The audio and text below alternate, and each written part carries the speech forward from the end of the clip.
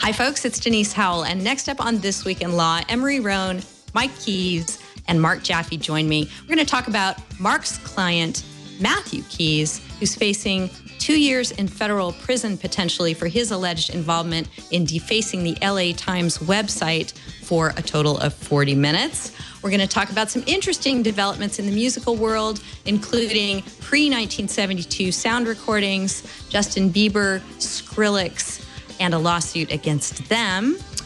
Honey badgers don't like greeting cards, apparently, and much more on This Week in Law. Netcasts you love. From people you trust. This is TWiL. Bandwidth for This Week in Law is provided by CashFly at CACHEFLY.com. This is TWiL, This Week in Law with Denise Howell, Emory, Roane, and Mike Keyes. Episode 348, recorded June 3rd, 2016. Dibs on James Brown. This episode of This Week in Law is brought to you by FreshBooks, the super simple cloud accounting software that's giving thousands of freelancers and small businesses the tools to save time billing and get paid faster. Try it free at freshbooks.com/TWiL. And by TunnelBear. TunnelBear is the simple privacy app that makes it easy to encrypt your internet connection and browse privately. Learn more and get your free TunnelBear at trytunnelbear.com/TWiL. Hi, folks. I'm Denise Howell. Thank you so much for joining us for This Week in Law. We have a spectacular panel of folks joining us today, my two wonderful co-hosts and a guest. I'll introduce them to you right now, just in case you're not already familiar, because they're all returnees to the show. Of course, my two co-hosts are Mike Keyes. Hello, Mike.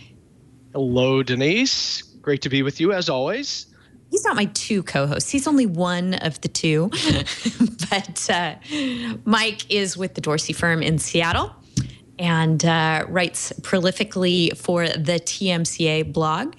And otherwise is just a kick and a half to have on the show. Great to see you.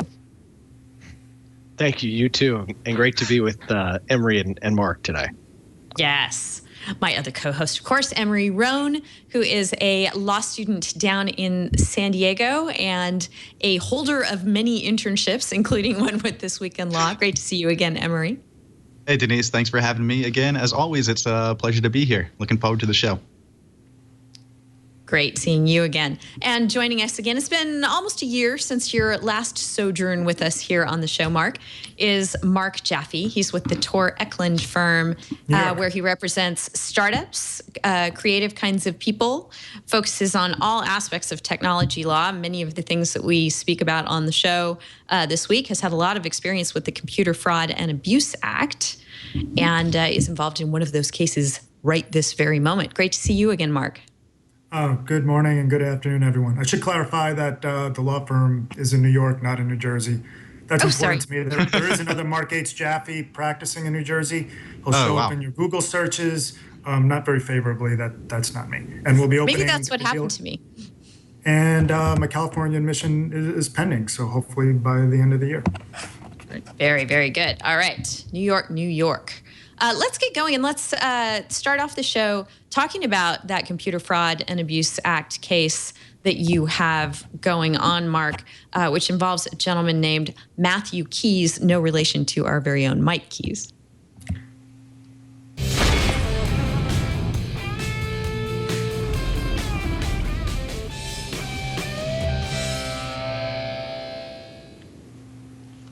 So folks may recall your client, Mark, in connection with the episode involving the Los Angeles Times, where its website was defaced or brought down. You'll have to remind me of the details of what happened there exactly, but no longer than 40 minutes, collectively by Anonymous, correct? Collectively by individuals who were not identified or named except by their chat room names that were at issue. They were not identify, they did not testify, they were not charged. Matthew Keys is a journalist, and that is undisputed, and a very good one, and a very committed one in my view. What he is alleged of doing is joining the chat room, essentially trying to infiltrate this group of hackers associated with Anonymous, and again accused of giving the login information for the Herald Tribune, where he had been employed and was no longer employed due to an I quit, you're fired type situation, depending on who testified. They alleged that there was a grudge against the company, and that this user, who the government alleged to be Matthew Keys, and Matthew Keys denies that, told them to go. Gave them the information, which was apparently a super user, which gave that user who was able to get in, create new users, and to delete users. And ultimately, they went into a story on the website that was about something relatively unexceptional about taxes, and changed it to something goofy about electing Chippy 1337, which is tech speak for elite. That stayed up there. The problem was identified. It was corrected in approximately 40 minutes. Now, and not long after that, there was an investigation, and Matthew Keys was charged and arrested and indicted under the Computer Fraud and Abuse Act for the conspiracy to enter into the website and to damage a protected computer, and also for what they allege is a successive attempt to get into the computer. Now, in order to make this a felony, in order to make the particular charge a felony, the loss has to be at least $5,000. So what the company did, and they testified to, was they had a team of persons in 2 different places working around the clock for the hours to patch the entire thing up. Ultimately bringing the testimony of at least 5 people from the 2 different states. Everything that they had to do to patch up, to clean up their security, much of which probably should have done in the first instance and wasn't necessarily related to this breach. Right. At one point, alleging $900,000 worth of damages. Of course, the jury didn't have to determine whether or not there really was $900,000, just if there was at least $5,000. But they did it in a way that I believe is very artificial, taking everybody's salary, attributing 40, 50 hours a week for multiple weeks of many individuals to get to this event. And this is the way go ahead. How could that possibly have attributed 40 to 50 hours when it was only defaced for 40 minutes? That was something I didn't understand from the They were case. patching the entire security system. Oh. So that nobody, they were first of all trying to find the user. They were going over a whole list of all these people who had no longer worked for the company, and apparently their usernames and passwords were never eliminated, just to get to the point where they needed to identify someone. The employer of Matthew Keys, and this is on the record, who testified, and was really part of the great big grudge against him for whatever disagreements they had over editorial content and such. He sent an email to the employees saying, we have to get this over a certain amount. This has to be over $5,000. So put the work into it and log your time. And everybody logged their time in ways that were, wholly artificial, because they never logged the time they spent doing anything else. Is there any kind of precedent, Mark, for time inflation in service of trying to get a felony charge, for that being set aside? Well, the time spent was not, in our view, wholly directed to the loss that's being alleged, to the damage to the protected computer, which in this case was the content management system.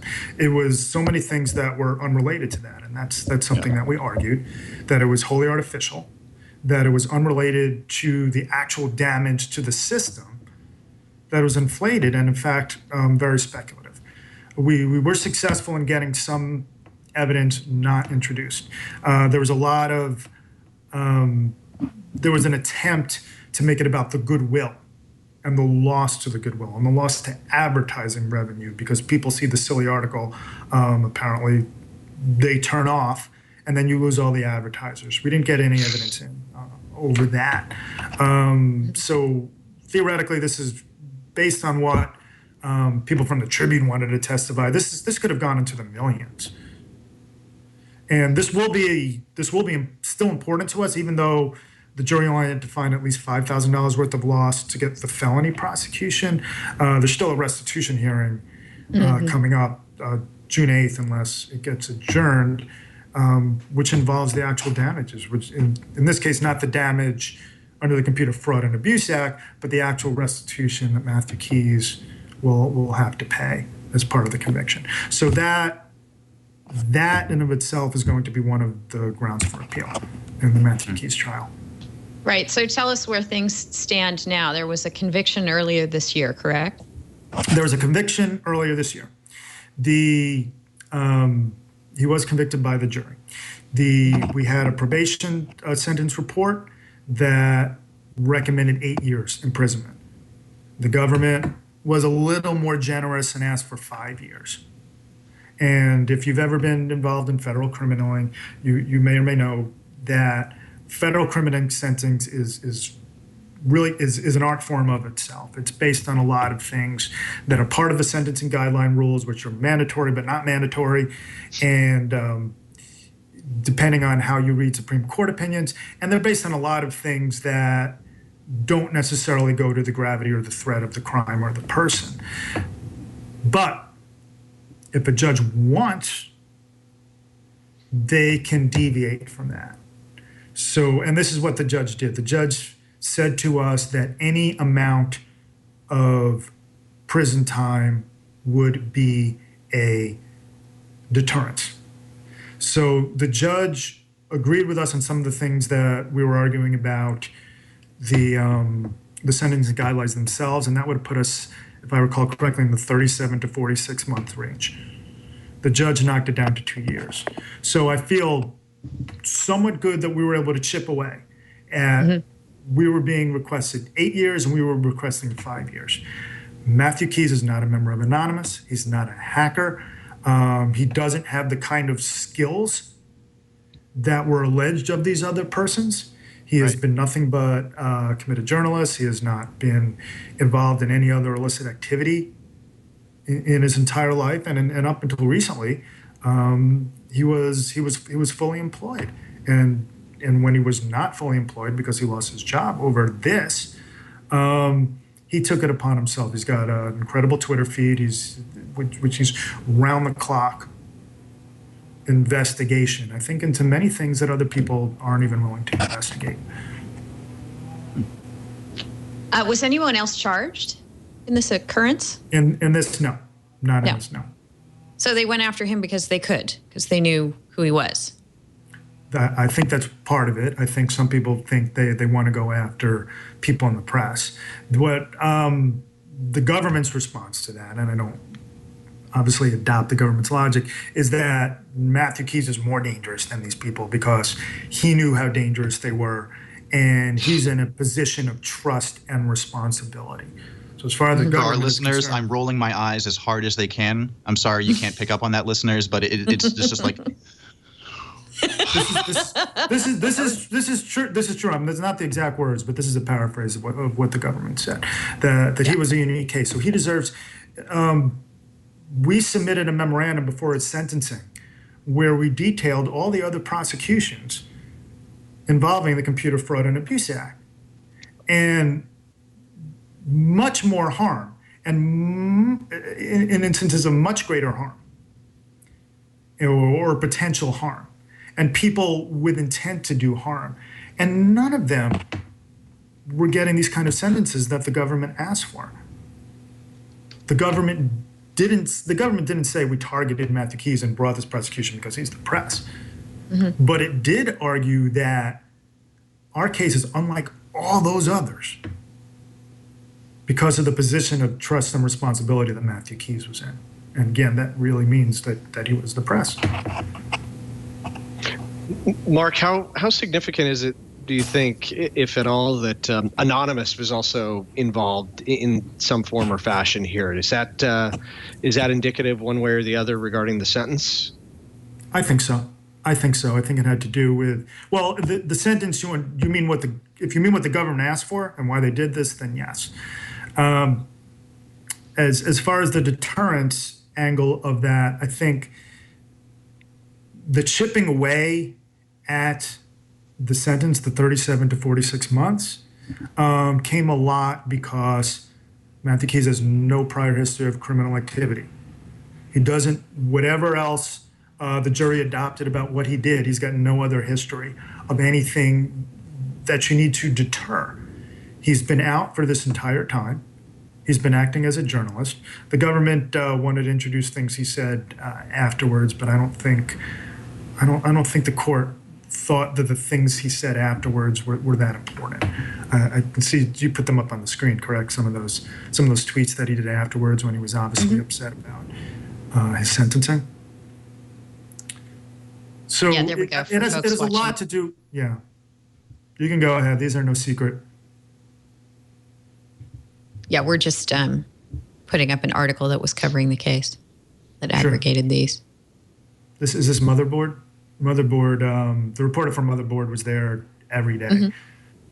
Yeah. And let to know it. No, it isn't. Okay. But as far as the sentence itself, the 37 to 46, a lot of the things in the sentencing guidelines just come from the letter and not the spirit of what it says. Tor and I were also defended Andrew Arnheimer in his sentencing, and he got the maximum of what the numbers came out to, which was like 33 to 41. But we went on appeal on other grounds. But the reason you get 33 to 41 doesn't have a lot to do with your bad activity, and it doesn't have much to do with whatever bad behavior that the government's trying to introduce against you, which it's allowed to do. It has to do with, for instance, whether or not to use this special skill. Special skill gives you points. Points equals more months. Whether or not it was a sophisticated means, which is different under the law than a special skill. And that adds points. The damage, the monetary damage will add points. All these things add points, and they put it into a formula, and they say, okay, here is 37 to 46. And then what's the maximum you done that, do you know what the maximum sentence you can get for a CFAA violation is? Some of them are 10 years. If I think this is important to know because the 3 charges against him could be a total of 25 years. Jeez. And that's extraordinary, and it leads a lot of people, of course, like a lot of different federal crimes to enter into plea deals. Now, when we mention this, some people would point out, well, no one ever really gets 25 years. In fact, once you go to the sentencing guidelines, it's almost impossible. Plus, courts typically going to not let these run on top of each other. So you're going to get the same total sentence for all 3 instead of adding up the 3. But the reality is, if you go back to the press release when Matthew Keys was indicted, it says right there, maximum of 25 years, just like any federal indictment. Mm-hmm. So we need, I work with a lot of people who have done a lot of activism and calling attention to the problems of the Computer Fraud and Abuse Act. But just like a lot of federal crimes, we need some balance. We need some perspective on what we may or may not need to discourage, but not to this level, not to take somebody out of human existence, which I think you're taking somebody out of society when you're saying you can put them in jail for 5 years. You're saying they're really unfit for society, and I don't think that's fair. If you believe everything that was accused against Matthew Keys, I just don't believe that this can happen. Okay, this is what's on the screen. He still has unfettered access to the computer and the internet. Yeah, actually, the government was trying to restrict that, and the court wasn't very enthusiastic about that. He tweets regularly, and he's doing. If you can sit by a computer and do an extraordinary job as an investigative journalist, then he's very good at making a living on that. He does FOIA requests. He finds things that I think other people don't find because the media is great, but often it reports things without really fully investigating. Right. So he's been sentenced now. You're going to bring an appeal. That's right. What happens to him while that's pending? will he have to go to jail, and is that soon? Is he already in jail? No, he has to report. He has to report on June 15th. We have the restitution hearing on June 8th. We will be scheduling a motion to have him to stay out of prison pending the appeal. Mm-hmm. That's as much as I can say about that. That there are significant issues to raise on appeal that are important and novel, and also he poses no threat to society and no flight risk. Right. That'll be really fascinating to see what happens. Thank you for bringing us up to speed on the case. Sure. We're going to make CFAA reform our first MCLE passphrase for this episode of This Week in Law. We put these phrases in case you are listening to the show as a lawyer or other professional and would like to receive professional credit for doing so. We have some information for lawyers who seek to do that at wiki.twit.tv/ This Week in Law is our show page there. Head on over there if you need to know how to request MCLE credit in your jurisdiction in the United States. We'll put another one of these phrases in the show before it ends so that you can demonstrate that you actually watched or listened to the show. All right, let us move on. Some interesting developments in the realm of Hollywood and music and entertainment in the last couple of weeks.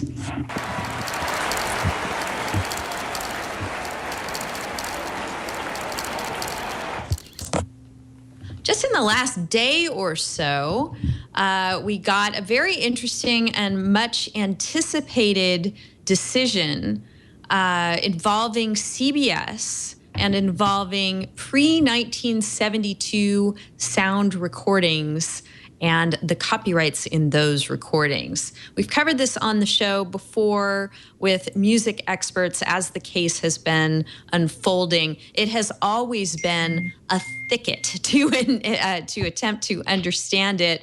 Now we actually have a decision from a court that maybe makes the thicket even thicker. Mark, you've delved pretty deep into this, or as deep as you could, given that it just came out.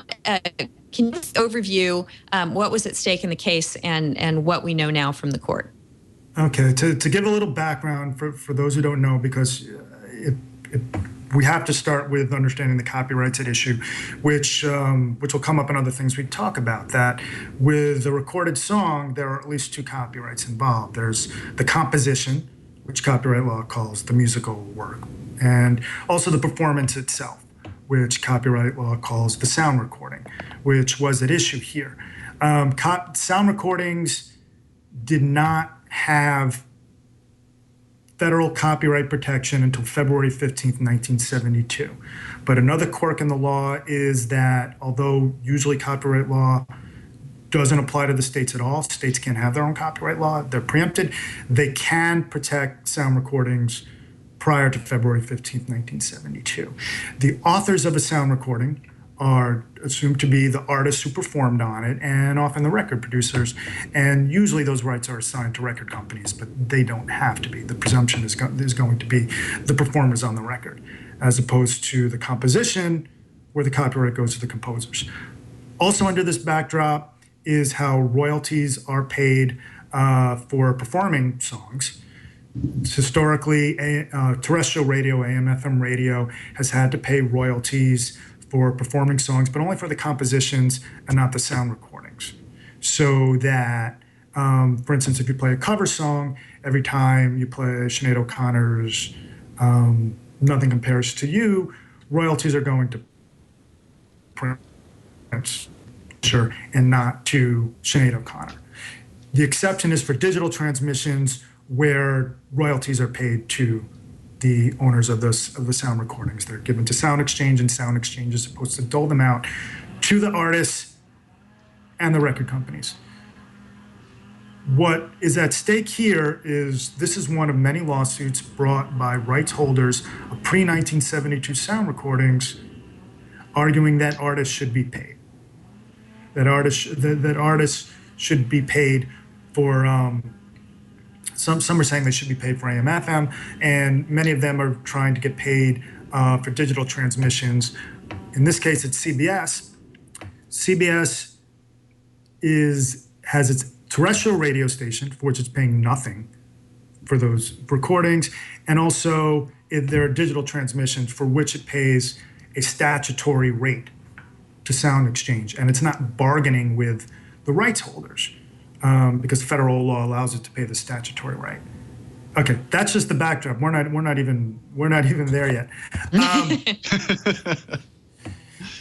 What in this lawsuit brought by the rights holders, in this case the record company is the ones who bought the sound recording rights to songs by many different, mostly R&B artists, including Al Green and Young Holt Unlimited.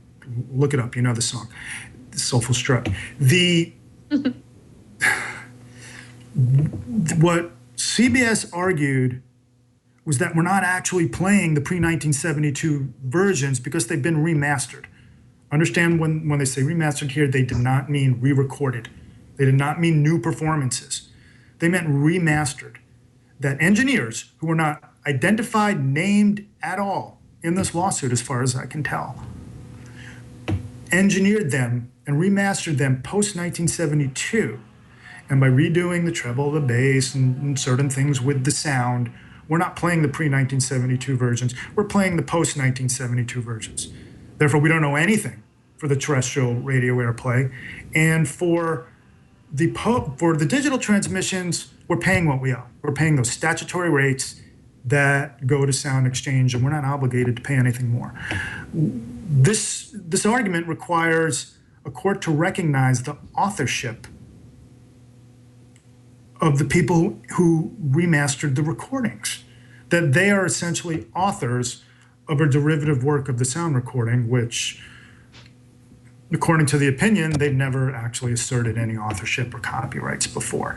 Mm-hmm. And when they made this argument, I thought it was mind-blowing. I think I made a joke on Twitter that I thought it was kind of laughable and that nobody would buy it.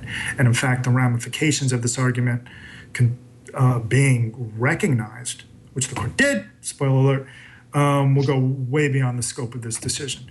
The court applied the law as it saw it with regard to authorship of sound recordings and found that what was being played for most of these were derivative works, that the remastering created a new post-1972 work.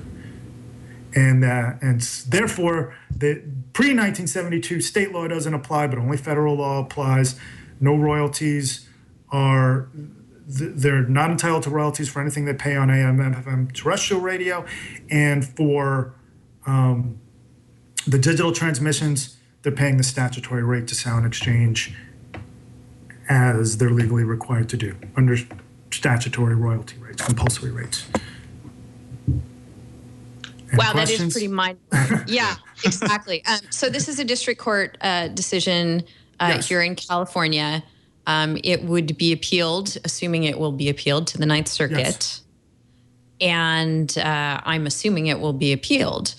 So this is probably not the end of what judges will have to say about this issue. But as you mentioned, Mark, you say this is sort of a revolutionary argument and conclusion that by remastering the songs, there is a derivative work created.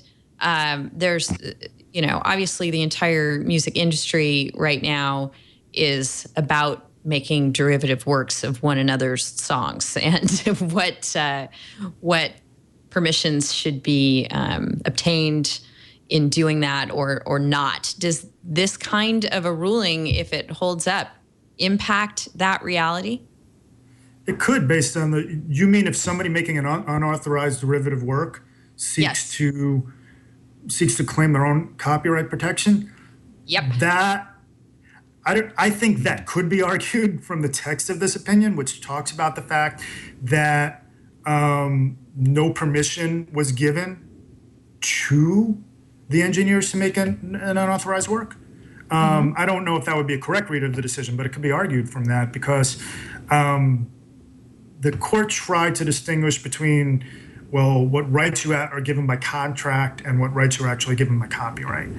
And I think it would be more accurate for it to have said authorship in theory, is not a contractual right. It's set by the copyright law, and you don't contract you don't contract authorship, except when you do, of course, when there's a work for hire.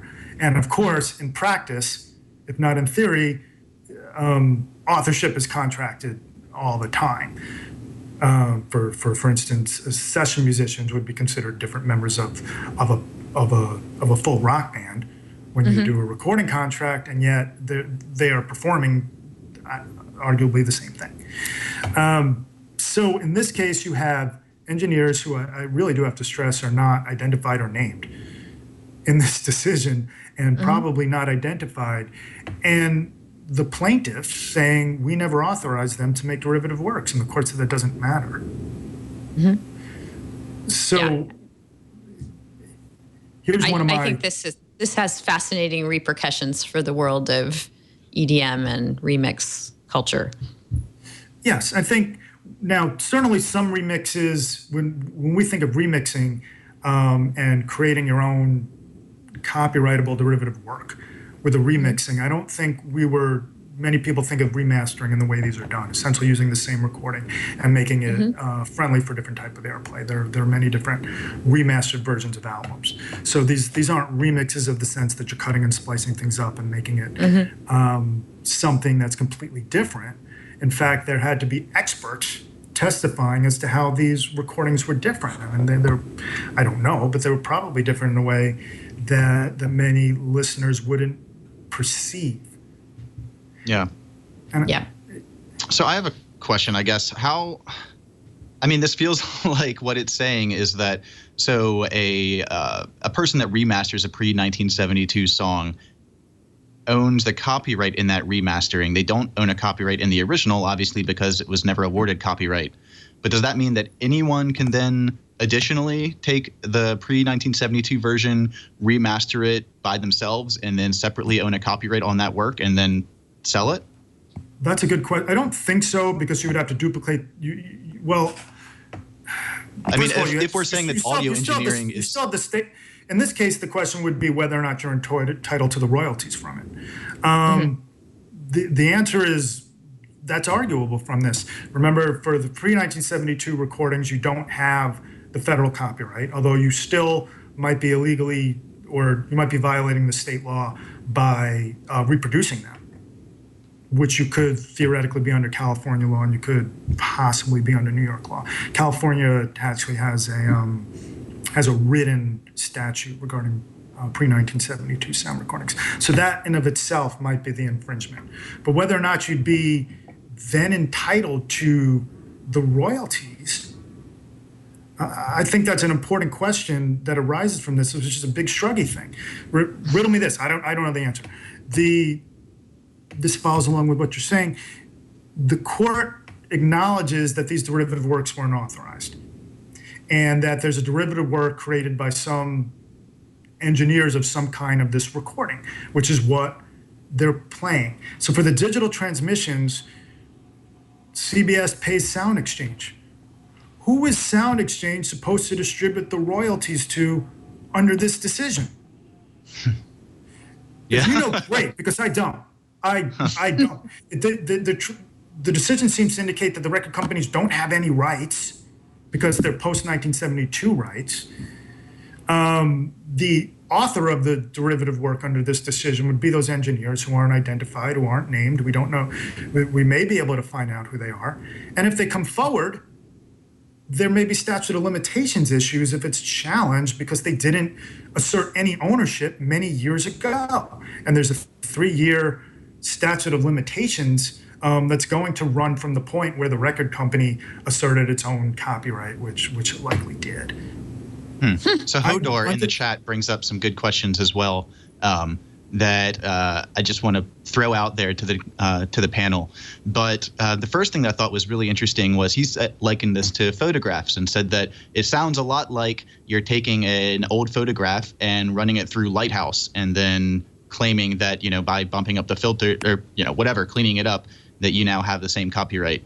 That feels like a good analogy. So throw that out there. And then also he says that how is this any different from taking a song and converting it to MP3 or converting it to any other format for ringtones. It seems like this is really leaving the door open. It does. I think the court tries to make a distinction between the creative decisions that were necessary by these engineers. And I got to repeat, they didn't testify. Experts testified as what they think was done.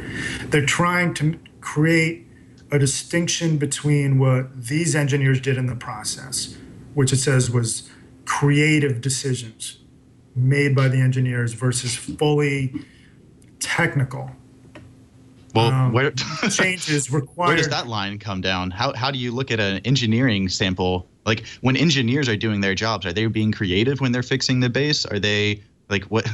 I think that they'd say they would be. No, certainly when Congress created a copyright in sound recordings, they contemplated that a producer can be the author of the sound recording in addition to the performing artist. They were contemplating someone like Quincy Jones or what George Martin had done, that they were an integral part of the recording process.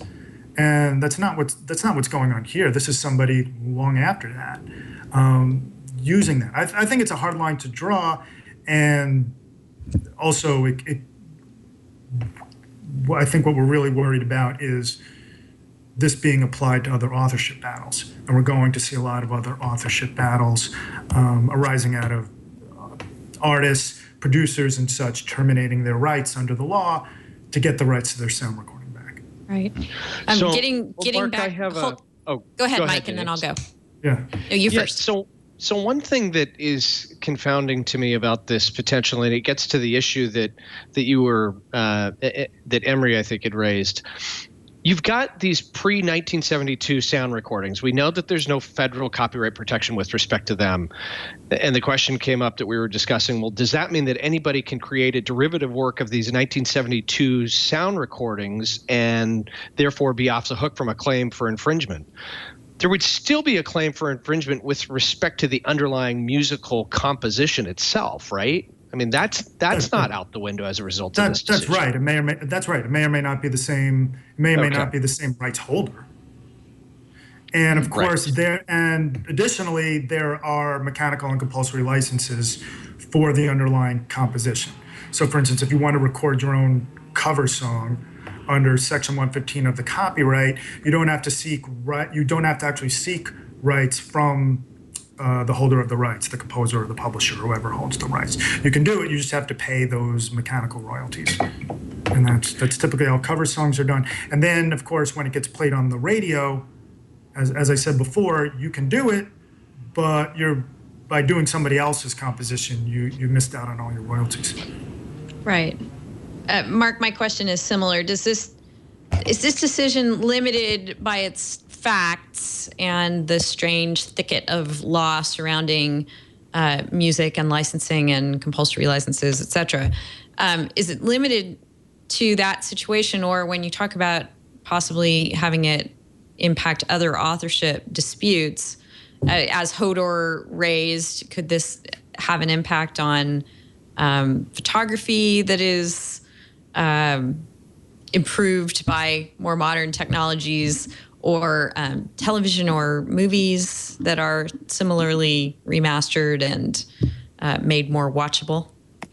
Right. I think, and I think if you go back, you can find, Emory, maybe you've done this, guys. There were lawsuits over colorization and such. Mm-hmm. It's hard to apply in other doctrines where the copyright holder still holds a copyright. What complicates this is we have a situation where you have something that's copyrightable but not protected by federal copyright, which is the pre-1972 sound recordings, and then may or may not be protected to some extent by a patchwork of state laws. Right. So it overcomplicates the process in a way that the photograph may not, because it's either the photographer owns a copyright or it no longer owns, or it doesn't own a copyright at all. So I think if someone were to apply this logic and rationale, it's a little bit harder to apply outside of the context of sound recordings. And the response by somebody who supported this decision would say the standard isn't any different. It's what's the standard of a derivative work? Have you contributed a meaningful amount of copyrightable expression to this underlying work. Got it. All right. In a Can moment. I bring up one more Oh, thing? yes, absolutely. Just because it didn't fully respond to any of your questions. Obviously, there are going to be many ramifications for this, or at least I believe there could be, based on certain people who declare their authorship. One of the concerns involve authors of sound recording, the performers who have the right 35 years after assigning their rights to get the rights back, which is something the Copyright Act offers. You assign your rights, you can get those rights back after 35 years with certain exceptions that I'm not getting into. But the concern of this is so many old albums have been remastered. They were remastered when they were released on cassette, CD, MP3, and so forth. And you have, essentially, we consider to be identical albums, but just in the remastered format. Now, if a recording artist, however, seeks to terminate its rights and get those rights back, there's an exception for a derivative work created by that party that held the rights. So this is a concern. You have an album that you recorded in the 1980s. And, at this point, it can apply to recordings from 1981 or 1982. So you take that album, you get the rights back from the record company. You can do it. You're the recording artist. You can record it on your own. But the record company is going to argue, well, we still have the rights to the derivative work, which is the remastered work. And this is not, this argument has already been anticipated. If you Google around, you could find at least one, law journal article about this subject. It's a loophole that'll allow the record company to keep its own remastered version, even though it will no longer have exclusive rights. And this decision will help support that. Right. A few more follow-up questions in chat that I don't think there's probably an easy answer to this one. The difference between reinterpretation or just interpretation and reauthorship. In this case, it was pretty important that all you were doing was adjusting certain lines of bass or treble, or, you weren't actually altering the work, except, the melody would remain the same, the rhythm would remain the same, everything would remain the same, except for the way that it was put down in a recorded fashion. So interpretation and reauthorship would be two different things. Right, Mark? Well, the copyright language is derivative work, which requires, and the standard legally is the same as any other copyrightable work. It's a minimum amount of creativity. I'm going to read from the decision. You'll see my eyes go diagonal, I guess. Engineer subjectively and artistically altering the work's timbre, spatial imagery, sound balance, and loudness range, but otherwise leaving the work unedited. Right. And it drew from language in the Copyright Office is circular. Now, I would have loved to have actually heard from the actual engineers and asked what they thought that they contributed to the process, and if they deem themselves authors of these works. And I don't want to discredit the work that they do. And I certainly wouldn't want a decision that was so far in another direction, it would rule out the record producers who are really part of the recording process and part of that artistic process. But and then reinterpretation isn't the standard. It's not the language that's applied. Virgil, too, is asking whether the artist shouldn't get the master of the work. I'm not sure who he means by artist. The original singer, songwriter, or group, or the engineer. I think what this case is saying is that there's artistry at both levels. Well, if by that you mean the recording artist, under federal law, that recording artist just doesn't have the rights to the sound recording. So you have Aretha Franklin's version of Respect, which is an Otis Redding composition. Otis Redding has rights in the composition. Aretha Franklin doesn't actually have any federal copyright to that. And this is why you're seeing some of the Flo and Eddie lawsuits, Flo and Eddie from the Turtles. SiriusXM has decided not to pay for pre-1972 sound recordings at all. So Aretha Franklin gets nothing when Respect is playing on SiriusXM. Spotify does it a little different. They bargain for it, and as my understanding, they pay Sound Exchange for all the recordings. Right. But if an artist were to federal law won't require them to, state law might, and that's what some of these lawsuits, particularly the Flo and Eddie lawsuits, are about. If an artist were to own the original masters, that would be something that they negotiated for or otherwise worked out with their label. That would be in the contract, but it wouldn't govern copyright law, right? In a contemporary recording contract, and anything that you've seen over the last 30 years, those rights are usually assigned to the record company. Mm-hmm. The presumption would be that the copyrights would be owned by the performers and would be owned, what you call the recording artist, were not for the fact that they're signing the rights to the record company, right? And a contract will often say master recordings, but that can mean a couple of different things because they're obviously physical masters. And in a recording contract, that's often used as music industry jargon for the sound recordings themselves. But for a pre-1972 work, that might be in the contract, but there's actually no copyright under federal law.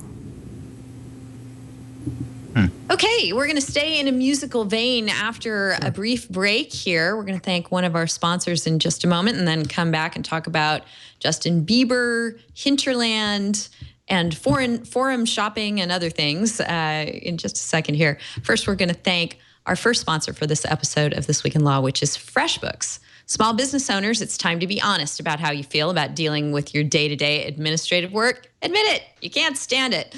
It's the worst part of your job. It's a total grind. The truth is, over 5 million business owners have felt exactly the same way. That was until they discovered FreshBooks, however. FreshBooks is the dead simple cloud accounting software that's transforming how small business owners handle their paperwork. Using FreshBooks to create and send an invoice literally takes about 30 seconds. There are no formulas or formatting. It's just a tool that helps you perfectly craft an invoice in a very small amount of time, every time. It has online payments. Your clients can pay you online, which often means you end up getting paid a lot faster if it doesn't have to sit in an inbox somewhere on a desk and result in a check being cut and then put in the mail. You can imagine how much cutting out all those processes can speed up the money getting into your account right where it belongs. FreshBooks can even show you whether or not a client has looked at the invoice that you've emailed. So if they are having a particularly busy month, you can send them a little tickler and go, hey, still need to be paid out here. This is only a fraction of what FreshBooks can do for you. You owe it to yourself to feel the full effect of FreshBooks on you and your small business. Also, check out their EMV chip card enable card reader. Getting started is simple and it's totally free for 30 days. Go to freshbooks.com/TWiL and don't forget to enter This Week in Law in the How Did You Hear About Us section. Start your 30-day free trial today. Thank you so much, FreshBooks, for your support of this episode of This Week in Law.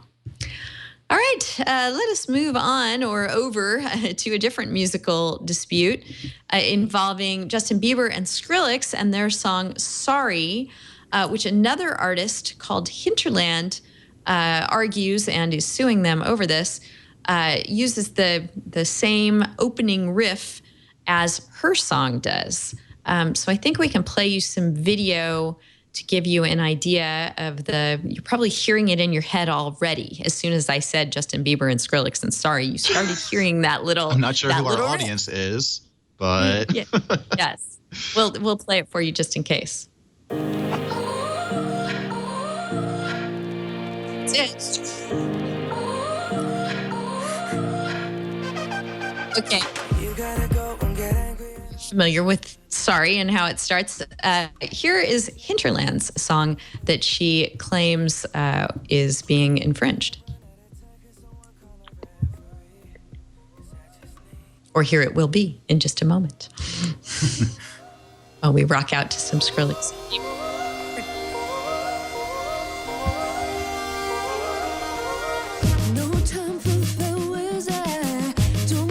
So, since that little opening, escalating group of notes that's at issue here, that otherwise the two songs are not similar, I do like the Hinterland song. I'm happy that she brought the lawsuit, if only for the reason I'd never heard of Hinterland before, and seems like a good artist. But this is a similar lawsuit to the Blurred Lines suit last year, and to others that have argued, hey, you stole the hook to my song, the thing that made it unique. So that's what's going on here. It is not a very old lawsuit. It was just filed, but there are some interesting aspects into where it may wind up playing itself out. Can you tell us about that, Mark? Yes, this does.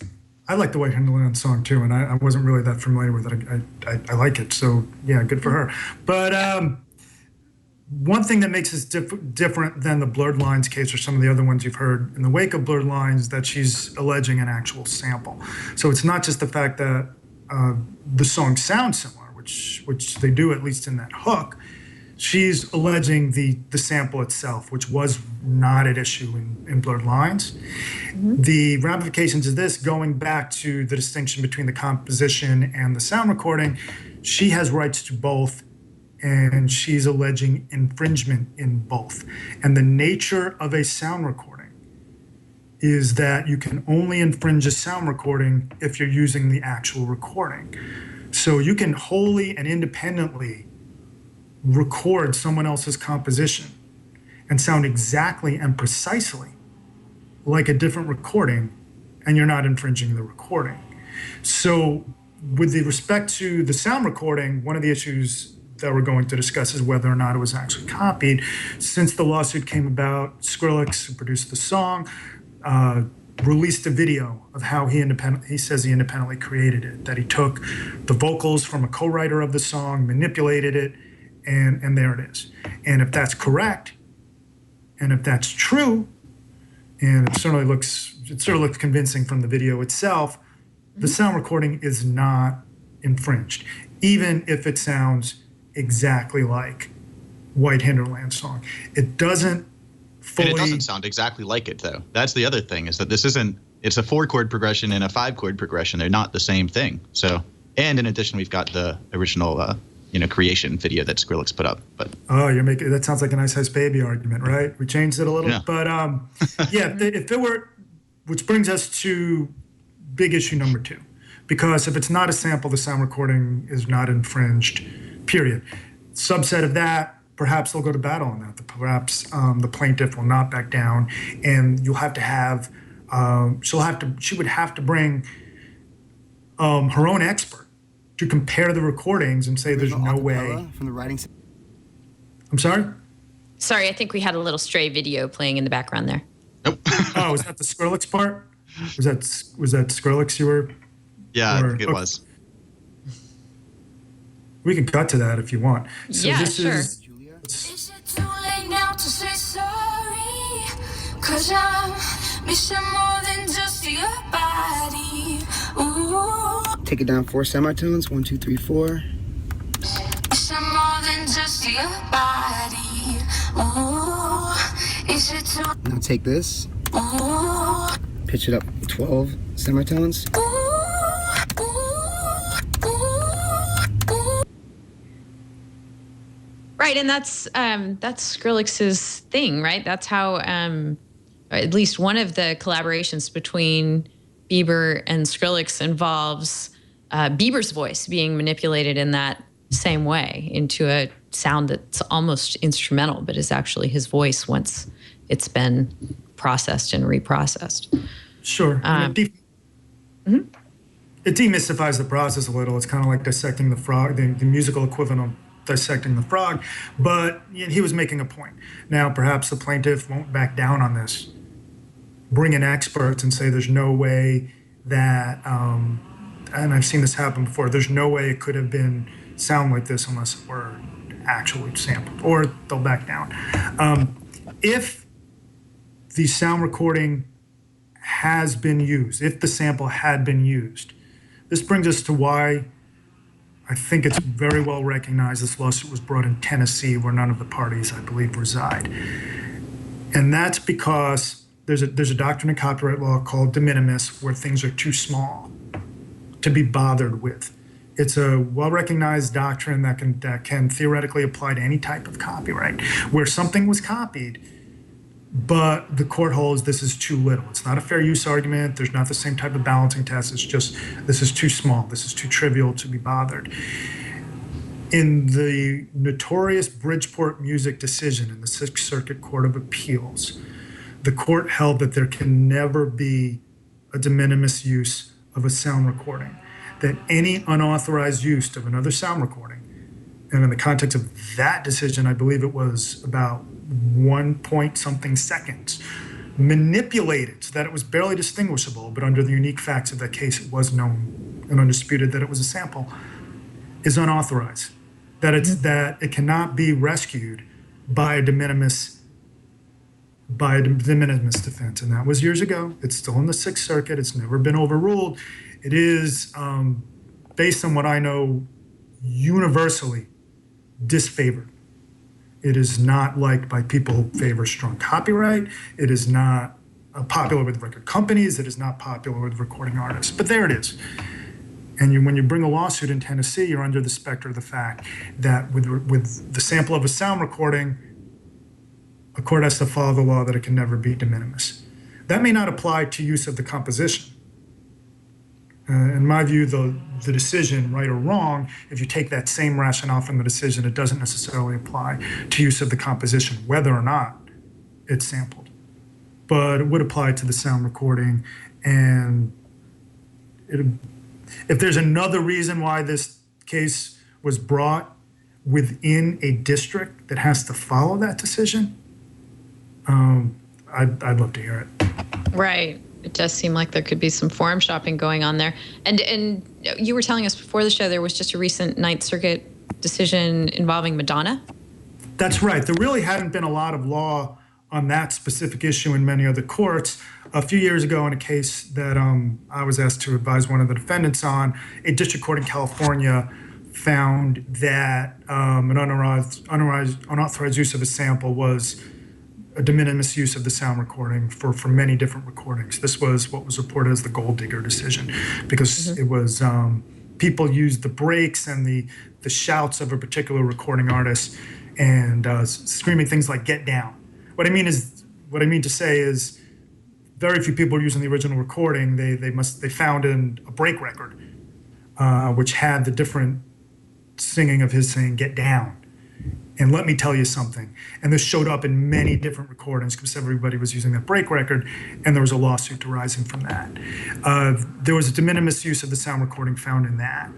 And just recently, this was yesterday, involving Madonna's song Vogue, it was alleged that there was like the horn sample was unauthorized use of the sound recording in the composition. The Ninth Circuit, having already found a de minimis use before in a composition, in the Beastie Boys song "Pass the Mic," they had already done that before, where the Beastie Boys had rights to the recording but not to the composition. Ninth Circuit acknowledged Bridgeport music and explicitly rejected it, which is not a surprise, but it's kind of necessary. It said we can apply the de minimis doctrine to sound recordings as we can anything else, and in fact, this was de minimis misuse. Hey, Mike, you wrote this up very nicely over at the TMCA blog, and I have a question for you, following up on what Mark's been saying here. If Skrillex and Justin Bieber are able to establish that this wasn't a sample, that they created it in the way that we saw in that video, is there still anything to talk about in the case? Well, there really is. I mean, I think as Mark hit it exactly right, if there is any sampling of the sound recording itself, that is actionable per se. That's an act of infringement as far as the Sixth Circuit is concerned. But if they're able to successfully show that they independently created this, a la the Skrillex video, then the plaintiff can still take the position that, well, you still had access to our work and you infringed it by using this 4 or 5 note hook, and therefore that's an infringement of the underlying composition copyright, which I think, as Mark pointed out, is owned by Hinterland as well. So if they can get past the sampling issue, they still potentially have to grapple with the underlying infringement of the composition issue.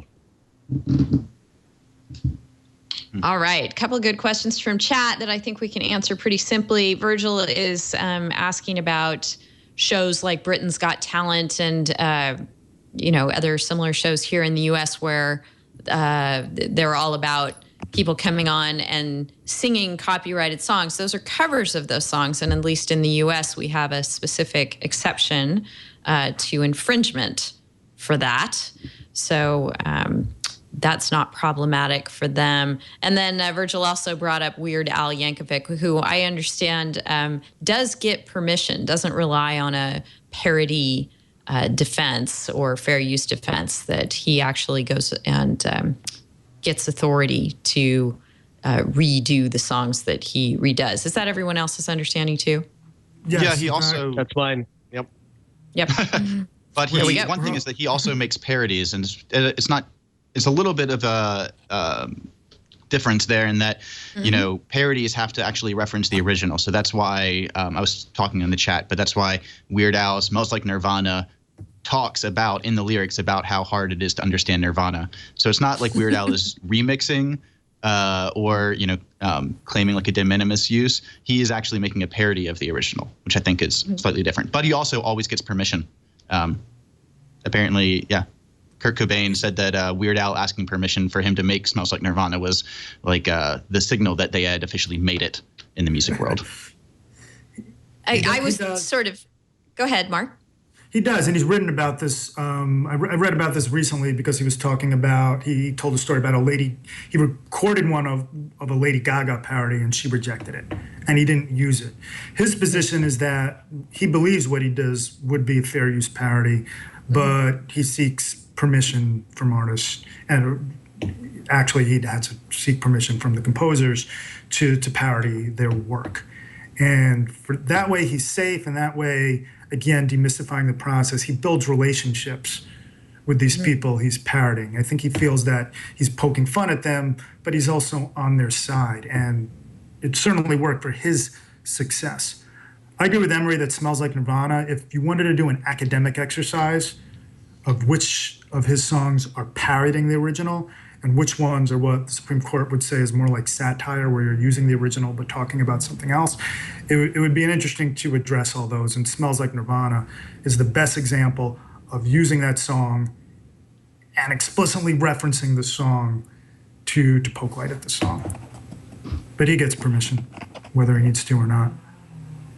At the top of this discussion, I was, sort of lauding White Hinterland for making herself more visible, because it seems like the music is worthwhile, and I was glad to have found it. But as we've talked through this, I wonder if that's a terrible incentive to have out there, for artists to make themselves more visible by suing more highly visible artists over things like this. And also, Mark, I'm curious if you think we're going to see, as music becomes more of a digital creation and the instrument becomes somebody's voice mixed with a computer, or sounds from nature mixed with a computer, however, all the creative things people are doing these days with music.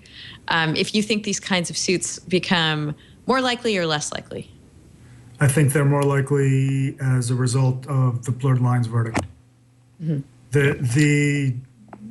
It was something that I think many of us didn't really anticipate what the Pharrell song would actually do. And the Robin Thicke song, what it would actually do. I think most people, like I did, recognize the similarities of the song. I have to acknowledge that. I said it at the time. I said this, it goes back in my Facebook feed. Somebody called out to me. I called the song redundant, or something like that. But we didn't anticipate that. And if that's all it takes to find infringement of a composition, right, then we're going to see some more of those, because you can get a little further. You can at least get a little further. You can get past your motion to dismiss, which you might not have before, unless you convince a court this is a little similar. We acknowledge that, but not enough to really be infringement.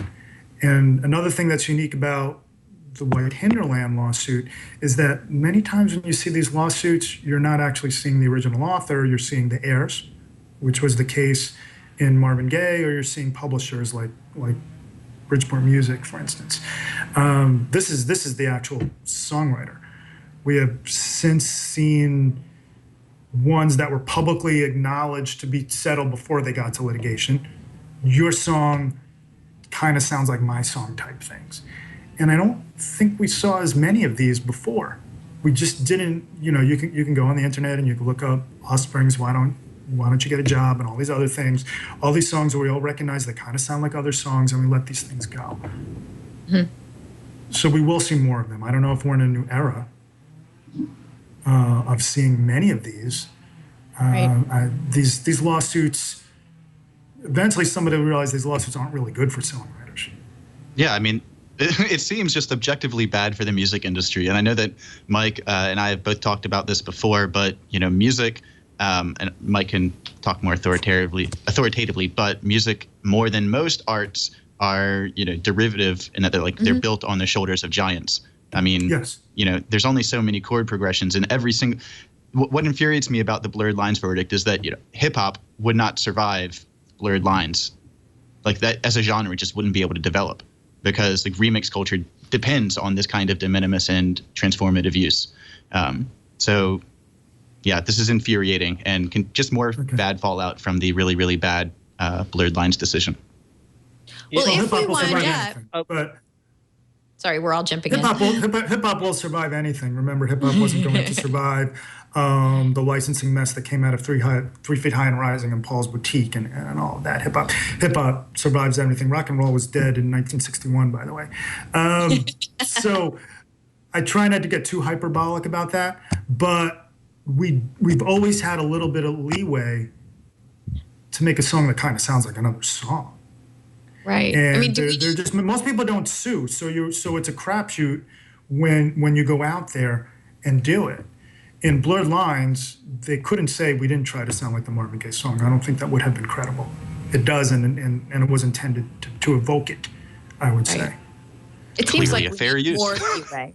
We need either we need fair use on this to be clarified, and we talked for a whole show last week about the murkiness of the fair use doctrine. But we need something like the exception for cover songs so that people know that they can sample and are not going to face lawsuits for their sampling. Or perhaps what we need is for the Ninth Circuit and the Sixth Circuit to become at such loggerheads over this issue that the Supreme Court actually takes up this issue. Anybody think that might happen? Not with Bridgeport Music. I think nobody's going to adopt Bridgeport Music's reasoning. I feel confident in that. It's just going to be universally rejected. And it's an easy call. It would be a nice thing to go to the Supreme Court in that it could thoroughly reject it. And then, but at least we have everywhere else a certainty that we don't have in so many other areas of copyright law, like fair use. So if fair use goes to the Supreme Court, hopefully and ideally, we get some guidance, whether we agree with it or not. Like which in my view we don't get, for instance, from the Google Books decision, which applies to Google Books, and then we don't really know how it's going to apply to the next technology or the next use because the court doesn't want to help in that regard, only with the facts beside it. If there's a little quota on what copyright cases are going to go to the Supreme Court, I don't want to see this one. It's an easy call, and maybe something a little more challenging that can get there. And then hopefully the Sixth Circuit will see the writing on the wall. Right. How many times have all of you? Well, you're not practicing yet, Emory, but this question will come your way when you are. How many times has somebody come to you and with some sort of legal issue and said, "Yeah, but I used less than 30 seconds, so I'm okay." It's just this common Yeah, this common misperception out there that the de minimis doctrine is well established and that it involves anything 30 seconds or less is fair game, and that's just not the case. Would you ask, I used to work with record companies and particularly hip hop artists before I was a lawyer, and DJs and producers always believe in something like a 3-second rule or a 2-second rule, a 4-second rule, whichever, depending who you ask. But there's no other law on that. Now, when the Ninth Circuit decided Newton v. Diamond over the Beastie Boys song Pass the Mic, that kind of supported a 3-second rule or a 2-second rule. And then which is about the composition. And then the Sixth Circuit decided Bridgeport Music, and that was like a total rejection of the 2-second rule. Technically, those decisions could have coexisted because one was about the sound recording and one about the composition. It doesn't alleviate the risk. What alleviates the risk for most of these artists is that most people don't sue. Or bigger hip hop artists get the right. That's just been a standard of practice now, ever since Flo and Eddie went after De La Soul, and hip hop hasn't died yet. We're a long way from a point where we can entertain something like a compulsory license for samples. We've never even, to my knowledge, had a court decision recognizing a sample, an unauthorized sample, as fair use in a recording. No court has ever said it can never be fair use. Even Bridgeport Music didn't reach the issue of fair use. But so in all these years of samples, authorized or unauthorized, we have legal doctrine on that, but not as much as many people would think. We're going to make blame blurred lines our second MCLE passphrase for this episode of This Week in Law. And I also, before we leave this topic, I just wondered, I remember way back when Vine launched, there was some discussion among folks like ourselves about the whole 6-second video looping limitation. 6 seconds is all you get on Vine. And I remember thinking it was somewhat related to the discussion that we're having here today. That the policy decision would have tied into Bridgeport Music, which actually doesn't allow, as Mark has been elaborating, any copying whatsoever. But anybody want to weigh in on Vine, the ramifications for Vine or other video services here? I mean, my thought is that, it wouldn't be like a de minimis use, but it might go to because we've said that, there can't be a de minimis for, audio samples, but you might be able to make the argument that because Vine is putting this 6-second restriction on all videos across the board, that the use of Vine to make a video might be a transformative use, and that if you think frequently creative restrictions are result in creative works, but that's like that's the biggest stretch. I like it though. Yeah, I don't know. I remember people speculating that there was some sort of copyright-based reason for the restriction, but I don't think anyone came up with a definitive answer, and I don't think Twitter ever came out and said anything about it. If anyone remembers or sees anything on that, remind me, shoot me an email or something, because it's interesting. Let us move on. Since we're talking about copyright in the music context, let's talk about it in some other contexts as well.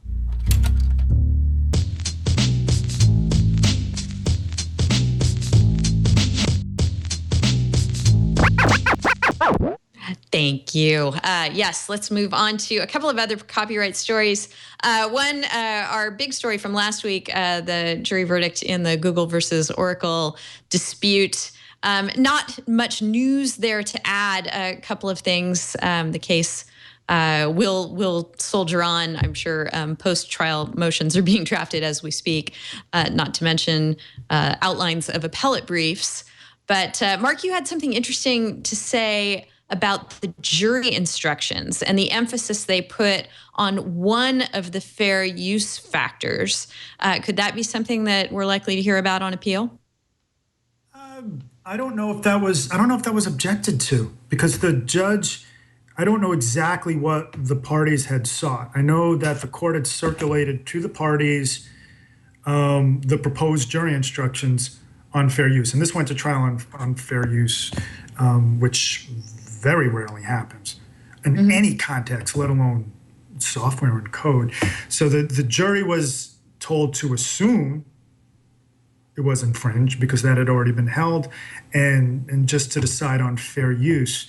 So I don't know if it's an issue for the appeal. I just thought, even if it's not, it's interesting to me then that the parties would have accepted this. For the background, there are 4 factors that are typically addressed in fair use. They're not supposed to be slavishly dedicated to the 4 factors, but it often happens. The 4th factor is the effect of this new work on the market for the underlying work. And a lot of people have believed, and you'd see this before, that that's the most important factor at all. But I think addressing the 4th factor as the single most important factor, which is what the jury instruction said, I thought courts had been chipping away at saying that, that it's not the single most important factor, or that often it's not. It really depends on the circumstances. We've been talking about parity. And when we talk about parity, we're really talking, if we're using the 4 factors, we're talking about the use of the work, or what some would call the transformative use. We're not talking about the effect on the underlying work, because a devastating, savage parody, if it's meant to be, can have a detrimental effect on the underlying work. And that's not because, but that's because of the fact that it's fair use, because it is a commentary. It's exactly what fair use is about. So I was surprised to see that. It is, you'll see it, you've seen it before. And many people insist on that, but I thought we were doing away with that. And it's one of the things that, in my view, made the jury instructions particularly complicated and hard to apply for a jury, which doesn't get the opportunity to have thought about all these things the way we do. It's a pop quiz and a really challenging one. Yeah. The other aspect, Mark, that seemed potentially troubling to me, and again, I don't know if Oracle objected to it. I would imagine it was part of the objection during a charging conference or what have you. But I did note in the instructions that it said something along the lines of, you're not bound by these 4 use factors. This is an equitable rule of reason, and the lines are not exactly well drawn.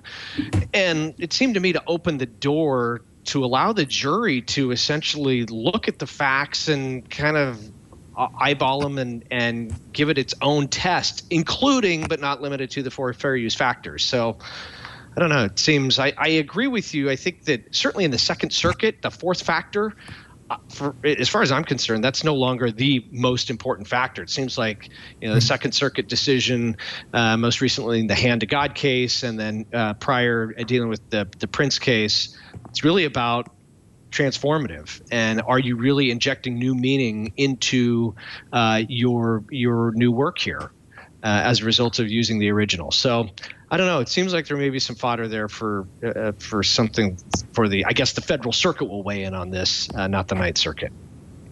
I think it's correct to say you're not bound by these 4 factors. I think that's correct, and it depends on the circumstances of the case. The issue is, well, what then? What is a jury supposed to do with that? You are giving them a lot of leeway, and I'm not sure that's wrong.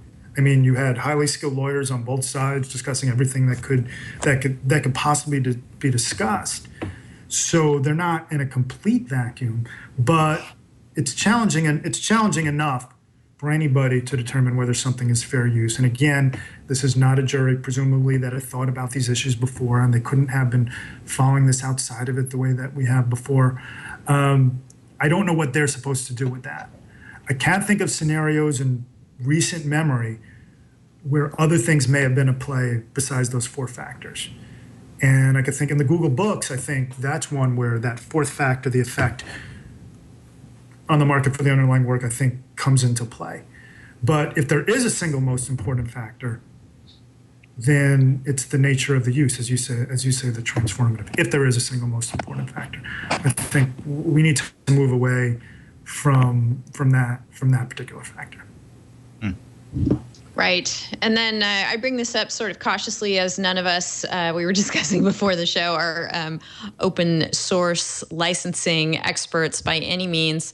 But one thing that has happened in the wake of the decision in the Oracle versus Google case is Oracle's lawyers coming out and spreading what some are calling FUD, fear, uncertainty, and doubt, about what the impact of this case, if it stands as is now, and the fair use conclusions that the court reached, means for the GPL. They think it means not good things for the GPL. And in fact, one of the trial lawyers for Oracle, Annette Hurst, published an op-ed at Ars Technica right after the decision came out. So no sleep for the weary here. It was literally, I think, the day after the jury verdict came in that this got published. So,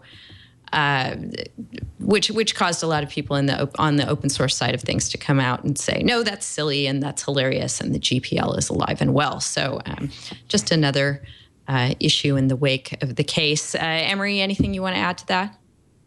No, I mean, that opinion piece certainly got shut down by a lot of people way smarter than me. So, I don't want to step on any toes there. Have to watch what I'm saying. But, on its face, though, she brought up a concern that I think I brought up last week, that it doesn't really leave a very predictable or reliable doctrine behind. Like, we don't, if you are, if at this point, if you have, if they're saying that Google's use of Oracle's API was a fair use, then what exactly would be an infringing use of someone's API?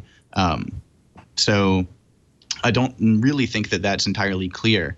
But like I said, plenty of people seem to think that it's not a problem.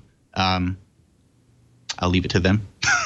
Right, exactly. Just I haven't delved into too much depth as to the arguments that Oracle's lawyers are making, on the other hand, and the responses that people are saying in response. But it's just, another thing. I do agree with you, Emory, that it would be nice to have some more clarity coming out of this case than just the opportunity for others to apply fair use to their disputes, which there's no certainty or clarity involved in that. Let us thank our second sponsor for this episode of This Week in Law, which is TunnelBear. TunnelBear is the simple VPN app that makes it easy to protect the privacy of your online activity and communications. As lawyers, we're constantly working to protect our clients. Unfortunately, we don't always think about the ways that we can unintentionally reveal sensitive information. Your home network and public Wi-Fi connections, the airport, the library, the courthouse, really all the places you're more likely to be working than anywhere else, opposing counsel's office, they all pose a great risk. Fortunately, it's incredibly easy to protect your data across all your devices. This is true when you're traveling. It's true when you're at any of those sort of unsecure locations where you're just not quite, on top of what's happening with that connection. And we are obligated as attorneys, if we have attorneys in the audience, to make sure that we're taking steps to keep our clients' information confidential. So may I please have you check out TunnelBear? It's an important privacy tool for anyone who connects to the internet. It's even more important for professionals who regularly transmit sensitive or confidential information. You can start using a VPN like TunnelBear to increase the protection of your client's confidential information.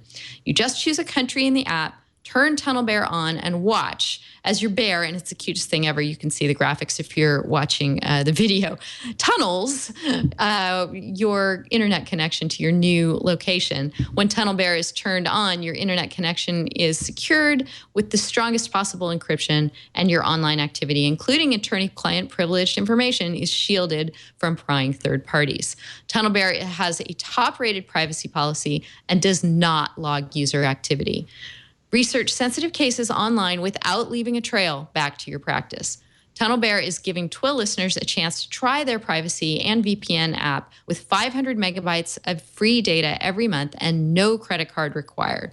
Just go to trytunnelbear.com/TWiL and try TunnelBear for free. Learn more and get your free TunnelBear at trytunnelbear.com/TWiL. Thank you so much, Tunnel Bear, for keeping our connections secure and for your support of This Week in Law. All right, let us move on to some trademark law before we close out the show today.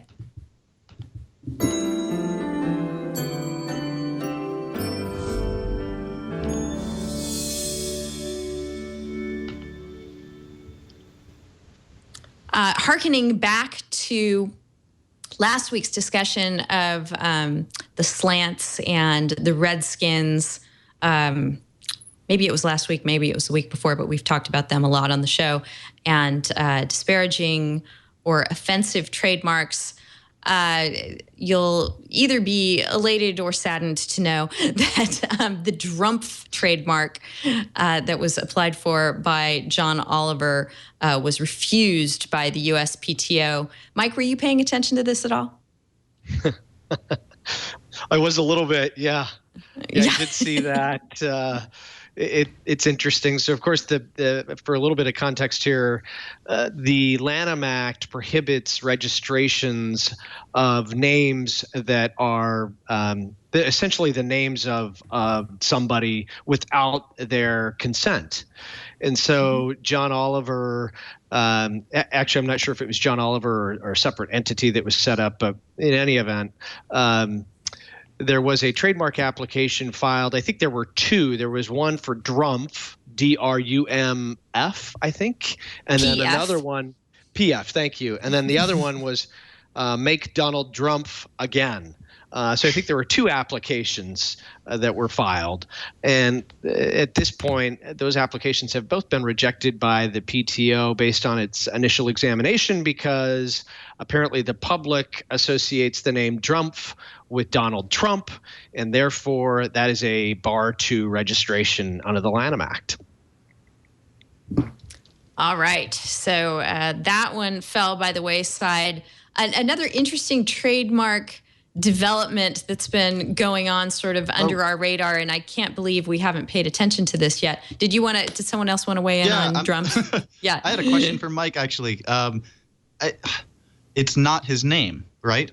I mean, Drumpf isn't his name. The whole bit was originally that Drumpf was like a family name from like previous generations, right? So how does that jive? Right. So it doesn't necessarily have to be the person's literal name. It would be close enough, according to the examiner, that the public would associate that this particular name is used to refer to Donald Trump. So I think there was another case involving Princess Kate. The public, because she's so well known, would associate a marked Princess Kate with the princess over there in Great Britain. So it's close enough, for government work, I suppose. I would add that this is a rule that applies to registration. It doesn't necessarily prohibit John Oliver and his show from using the name, right. And it doesn't even necessarily. And if Trump is the only kind of presidential candidate who would sue over something like that, it wouldn't necessarily mean that his is an infringing use, because it doesn't suggest any sponsorship or actually affiliation with the other person. It's just calling attention to that person. To the trademark office, for that limitation on registration, it doesn't matter. It's just the fact that it calls attention to the other person and it's not an authorized use by that person. But that would matter in a theoretical lawsuit under trademark law, because Trump has trademarks over Trump, over the use of, or anybody else's use of Drumpf, which, by the way, this is an office action from the trademark office. They do have 6 months. God help us. This will be relevant in 6 months. But if, we may see how they respond. The so-called parody defense, when you're using someone else's name or trademark and making your own, that can work in an infringement lawsuit, but it doesn't go over well as a basis for registration. Oh, is there a parody defense for trademark? I thought that was I thought I remember learning that somewhere that wasn't the case. Oh yeah, and a trademark infringement. In trademark infringement, if you want to look up the Louis Vuitton case, for instance, that one was kind of funny, or the Charbox. I think the Louis Vuitton one is a good thing. They make these bags and stuff. They're for dogs, pillows for dogs, and these Louis Vuitton and other sorts of plays on words like that. You may or may not, under the circumstances, have a defense. And under Supreme Court law, the likelihood of confusion isn't the issue when you're using a fair use defense. So there may even be some confusion there. However, it's a different story once you take your parody of a trademark and try to register it on your own. Gotcha. That, by and large, does not fly. Okay, but sticking with Trump, but moving from trademarks to trade secrets. Mike, you have a post just up on the TMCA blog that talks about the Trump University case and the procedural things going on there, filing certain things under seal that the judge has just ordered be unsealed. The argument that Mr. Trump was making was that these playbooks for Trump University, some sort of secret sauce in how they were going to educate their students, should be filed under seal. And they were filed under seal, even though some of them were already public and had been published by Politico. The court ordered yesterday, though, that they all be unsealed and that they're fair game and no longer confidential in the case. Anything to add to that? Yeah, so one interesting note, I suppose, is that this case, and I believe there's maybe one or two other cases wending their way through various federal courts. This one that you mentioned and that we blogged about at the TMCA is pending in the Southern District of California. And this is a case that was actually initiated long before Donald Trump declared his candidacy for the president. So this is not some apparently politically motivated lawsuit that was brought. I'm not sure. I don't know all that much about the case other than what I've read, and I've looked at some of the filings. It looked like the parties must have agreed to file this particular series of playbooks under seal, and the judge more or less rubber stamped the parties' decision to file it under seal. And when that was challenged, interestingly enough, it was challenged by the Washington Post that, of course, Mr. Trump has taken quite a few shots at over the last several months. So the Washington Post decided, hey, these documents have been filed under seal regarding Trump University. It looks like something that the public should have access to. So it moved to intervene for the limited purpose of asking the court to unseal these playbooks. And they successfully argued that there is a significant public interest here with Donald Trump's candidacy for president that these documents should be unsealed. And the court looked at them and said, you're right. These aren't trade secrets, as Donald Trump argued. This, and to the extent they were, the one playbook was published by Politico, and the other playbooks that are filed under seal are similar. So there's no trade secret protection, and they've been ordered published. And Donald Trump and his legal team have complied. They are now available through Pacer. There we go. So Judge Curiel, the judge that has been much in the news lately, is the judge who made that determination. Down in your neck of the woods, Emory, down in San Diego is where the Southern District of California is. Other bit of trivia about the case is that Daniel Petrocelli of O.J. Simpson trial fame is Trump's lawyer. Color me not at all surprised. Yes, indeed. One other trademark and copyright related dispute that I can't believe we haven't talked about on the show, it's been going on for a while, at least since early this year, is the creator of the Honey Badger video, Honey Badger Don't Care, has been going around suing people, I guess, for some time.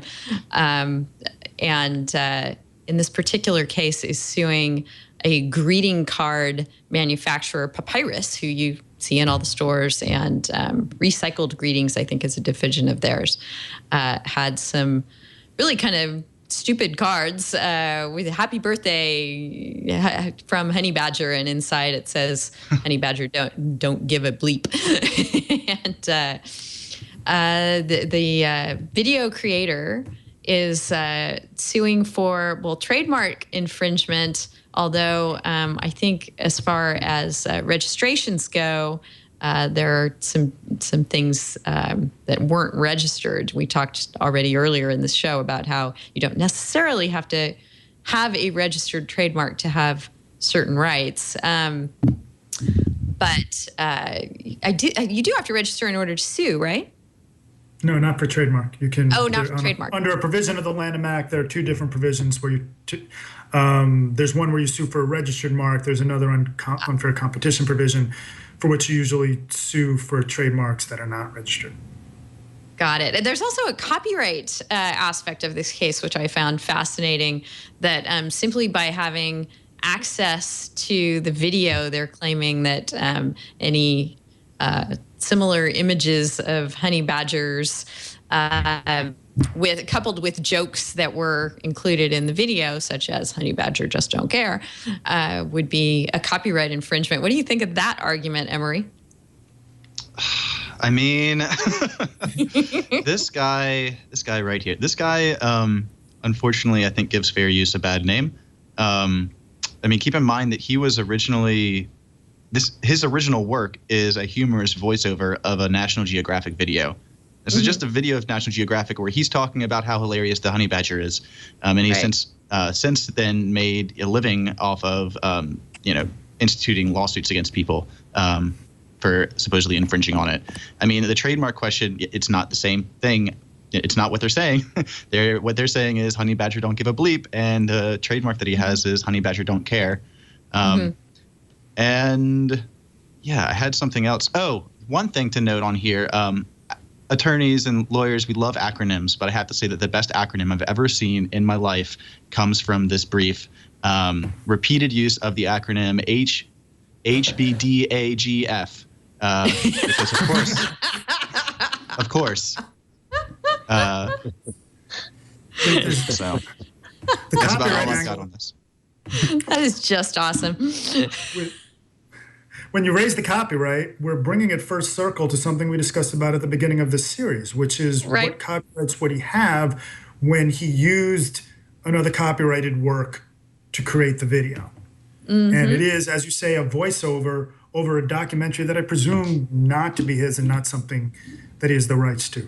Now, it may or may not be a fair use. It's not an issue that has ever been litigated or addressed. To my knowledge, I would think that his use is transformative. Like, I would think, based on my gut, would be that his original video would be a fair use, deserving of its own copyright. That's fine. But for him to go and then turn around and sue these greeting card makers, which are obviously also a fair use, if his original is a fair use, it's uncertain based on what we know from court rulings and such whether this would be considered a fair use. If that ever got litigated, and I don't think it will, then it's uncertain. The issue would be whether he's really commenting on the documentary itself, or whether he's really just talking about honey badgers. By the way, anybody out there who hasn't seen it, I didn't know about that until I found out about these lawsuits. You really do have to see it to know what he gets off about. He has a humorous way, or at least what some people consider humorous. It's a self-mocking way of talking about the honey badger, and he decided to cash in, and it's my understanding that he's merchandising. If you register the copyrights, stop it. If you register the trademarks, you actually have to use them. I saw your Twitter post, by the way. It was about trademark and copyrights? Yeah. I did. Trademark and copyright are different. Trademark and copyright are different. Trademark and copyright are different. This is about it, So he says, can I say it? He says things like honey badger don't give honey badger's a badass. He's trying to cash in and get his little bit of notoriety for being known for that by merchandising that. And he may or may not, he did get the registration, so the trademark office recognized some trademark use. He might have some trademark rights. Now, he can't register the trademark, honey bear don't give it. And that's because of something else we discussed today. It's offensive, it's disparaging, and we'll find out if this law survives or not. But as of right now, you can't register that. Now, can you claim trademark rights in an unregistered mark when you couldn't have registered it because it's offensive or disparaging? That's an unknown. That's an unknown question. It'll come up professors along across the the country. Take It'll note. come up along the way when the Redskins and the Slants litigate theirs. There's that particular question. We don't know. So he went ahead with Honey Badger, don't care. I don't know if he uses that exact phrase in the video.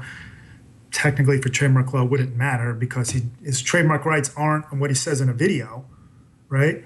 Right. Taylor Swift's trademark rights aren't the lyric in the song, and Bryce Harper's supposed trademark isn't for the fact that he said that's a clown question, bro, at a press conference. It's that you're marketing that under the name, and this is what he's trying to do. So he may or may not have rights. That's arguable. The fact that it's a different phrase is just one factor to be addressed under trademark law. The fact that the greeting card company doesn't really seem to be making a trademark use, it's just a cute phrase in a card, that will come into play, and that goes into effect as well. But to really if you want to just be amused by this, pull up the video, watch it. You may or may not think it's funny. You may or may not think it's unfair if somebody else gets to make money off the phrase. If anybody does it, it should be this guy. I think that's the philosophy behind this recent trend of athletes and their phrases used at press conferences seeking to get rights. Right, you got I'm just here so I won't get fined, which is Marshawn Lynch. Bryce Harper with his that's a clown question, bro. We're seeing a whole lot of these in that context, and also with artists and their song lyrics. You still have to merchandise. You don't get the rights just because you're known to have said it. You've got to merchandise, and we're in this what I call this a post-ornamental type of trademark registration. I don't know if that really exists. It's that you're doing some merchandising under circumstances that we ordinarily felt was ornamental and not really a trademark use, but at the same time, the public does associate it with you because you said it, and you're kind of famous for it. And maybe some people feel, well, if anybody has the rights to it, shouldn't it be Marshawn Lynch, not somebody else? Or the Honey Badger don't give or don't care guy? Right. So I guess the takeaway is if you've come up with some catchy catchphrase, make T-shirts. Yeah, what the this is important because as you know, I write on my Twitter feed that trademark and copyright are different. You'll see these. You'll see in the media stories about this. So-and-so tried to trademark this. So-and-so's trademarked this. And they'll quote often a lawyer, and probably out of context. If you're known for the phrase, you should trademark it. And that in of itself doesn't really make a lot of sense. It doesn't really convey to the public what a trademark is. Your trademark rights come from use and people associating it with you. Budweiser doesn't have rights to, Nike doesn't have rights to just do it, because somebody at the office came up with the idea. It had to market that. It had to pummel that into your head over and over again, right? And to my recollection, first on commercials and then onto merchandise. And now when you see that on an item of clothing, you know it's a Nike clothing. Yeah. It's not just because someone said it. You can't just trademark the phrase and then you own it. Mike, do you agree? Sorry, go ahead. Well, I do agree to an extent. I think that Mark's exactly right. We're seeing all sorts of what we would traditionally consider ornamental uses that artists, Taylor Swift is actually quite a master at this. Before she released one of her, I think her most recent album, whatever it was, a year or so ago, she and her lawyers, or her lawyers on her behalf rather, filed a slew of intent to use trademark applications that were all centered around some of the key phrases that she thought would become popular as a result of her album release. And in theory, yeah, if it's ornamental, you can't claim trademark rights in it. But some of these folks are being pretty clever in how they're going about merchandising such that they can claim rights in them, and they ultimately do get the registration. So it is an interesting phenomenon. Some can do it the right way and get the rights, and some can't. Marshawn Lynch actually did get the registration for "I'm just here so I won't get fined," which I thought was surprising based on his specimen that he submitted to the trademark office. But in any event, we are seeing these go through. This is what I'm talking about with the Marshawn Lynch. And again, to the people out there, ornamental use means we look at a cute phrase on a T-shirt or whatever, mustache rides, 5 cents or whatever, and we don't really think that's a designation of source. We don't think that comes from a particular company. We just think that's somebody just wearing something that says a phrase. And so it's not really a trademark use. And when you look at that T-shirt that Marshawn Lynch submitted, it looks like one of those. You wear that. We don't necessarily think of a manufacturer. We just think, oh, that's a phrase. But we associate it with Marshawn Lynch because we said it. That's what I mean when I say post-ornamental. It's not a real thing, as far as I know, except that that's what's really going on when you give this registration to Marshawn Lynch. He's become associated with the phrase because he has said it in a way that is very memorable and meaningful to a lot of people. And you got that as an ornamental use. It's right there. When we look at that, anybody who follows football knows that this is associated with Marshawn Lynch. So you got ordinarily an ornamental use, plus we associate it with an individual. The difference between his trying to do that and Bryce Harper trying to do that, and very recently Steve Miller with his lyrics and such like that, and Taylor Swift always had merchandise for years with different sorts of trademarks. So what she was doing was not, oh, people know me for this phrase, I better figure out a way to cash in. She's going in the right direction at least, which is I have this merchandise. And let me see if I can come up with different brand names and protect the brand names. Right or wrong, it's a little more we associate trademark law to do. Now we're in this new era where people become associated with a certain phrase and they figure out a way to cash in. All right, so we will keep you posted as to what happens with the honey badger and whether the court cares or not as that case goes forward. From a fierce furry beast to a cute and cuddly one for our animal selfie of the week.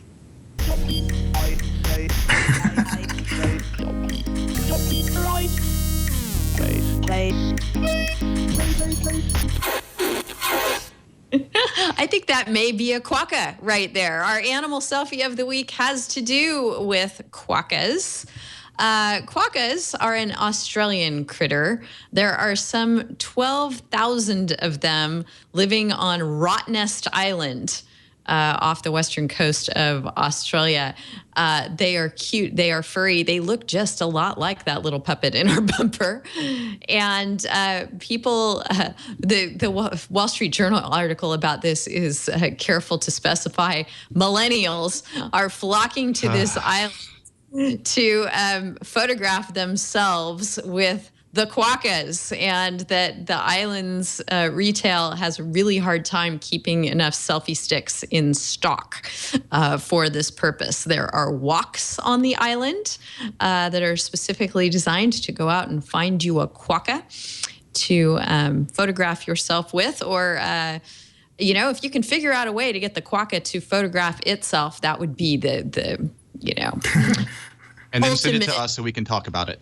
Yes, ultimate iteration of the animal selfie. Here we have the ones that are a little bit more problematic, where people are seeking out wild animals to take pictures with. I think it seems like here the only problem that they can get into is if they're, harassing or mistreating the quokkas. And it seems like people are, by and large, being careful on that front. It's illegal to feed them. I believe it's illegal to touch them. So if you have a nice big long selfie stick and can get yourself in a shot, I think, and the quokka doesn't, scurry off, I think they're probably fair game. They don't seem to be too unhappy about the whole thing, although naturalists on the island are concerned about the fact that people are feeding them, even though they're not supposed to lure them over, and that's not healthy for them. And they're getting too much human food in their diet. So if you're visiting Australia, do check out the whole quokka selfie phenomenon and write to us with your copyright concerns about same. If you're taking the picture, it's pretty clear that you're going to own the copyright. But if you can convince that quokka to photograph itself, then we can probably talk about it more here on the show.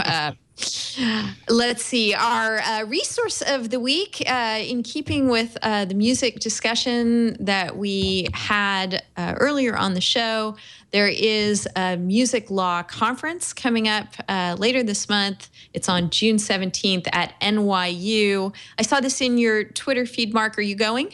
Yeah, I'll be there. I'm not speaking at it, but if anybody watching wants to see me out there and say hello, I like real conversations more than Twitter, so please do that. It looks very interesting.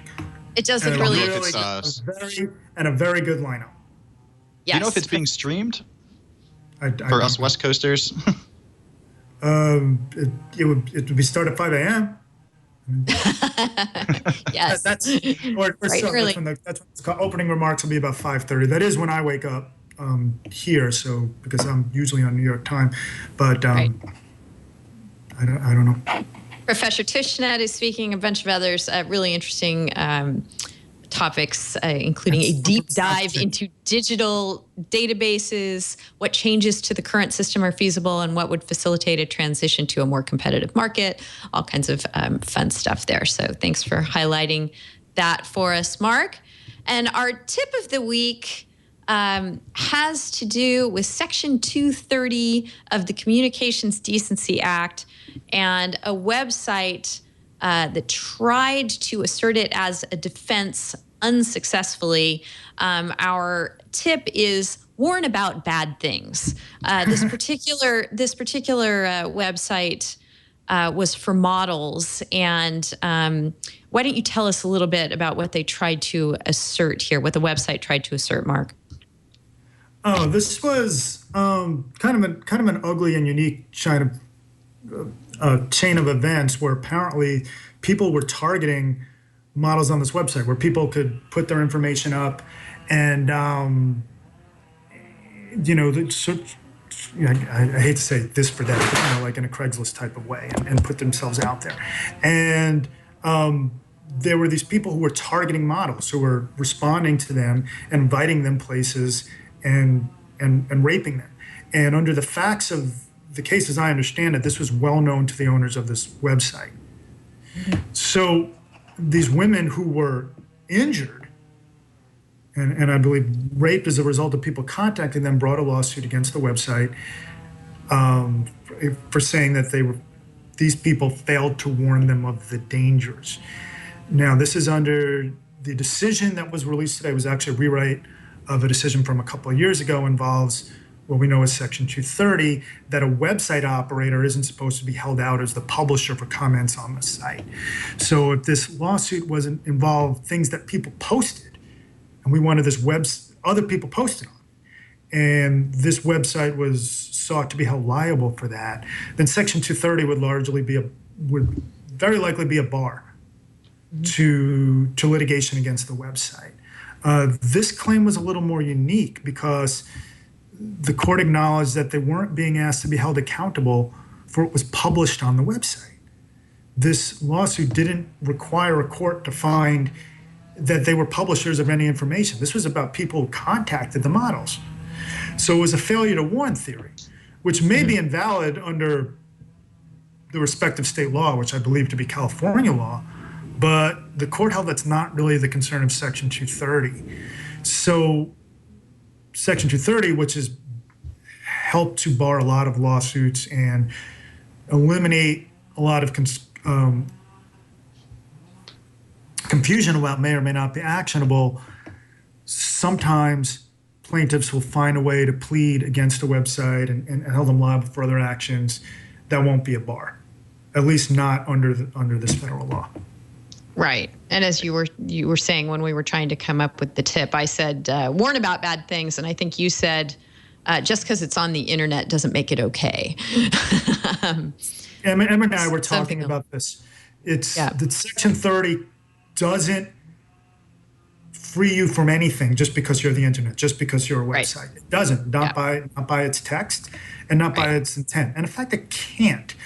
And this is disappointing to a lot of people who think every decision like this will kill the internet and the internet's dead.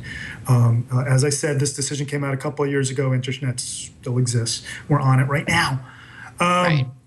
But you can't have a statute that will inoculate from everything.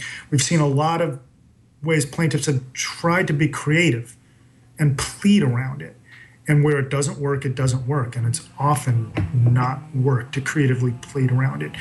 Some are going to get passed up based on there may be some other reason why this case can't go forward, but it's not going to be barred by Section 230.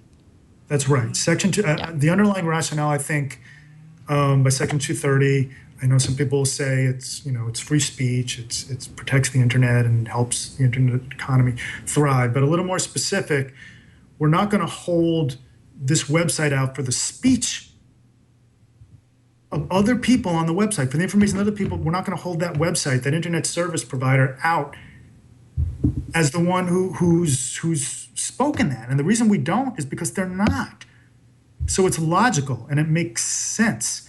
But if it were not for this, we'd have a lot of uncertainty about that, because we'd have each state court and each federal court making its own determination whether or not. And they were particularly concerned with defamation actions based on things that people might post on Facebook, for instance, and then suing Facebook as opposed to the person who posted it. Right. Section 230 eliminates some uncertainty. Some uncertainty it doesn't, because it's not especially well drafted. There's an intellectual property exception that isn't defined, for instance, so we don't know exactly where we stand on that. But some things are going to get through. It's just the nature of it. So I wouldn't say right or wrong in this case. I would say Section 230 doesn't get the internet off the hook for everything. It isn't drafted that way, and it probably can't be.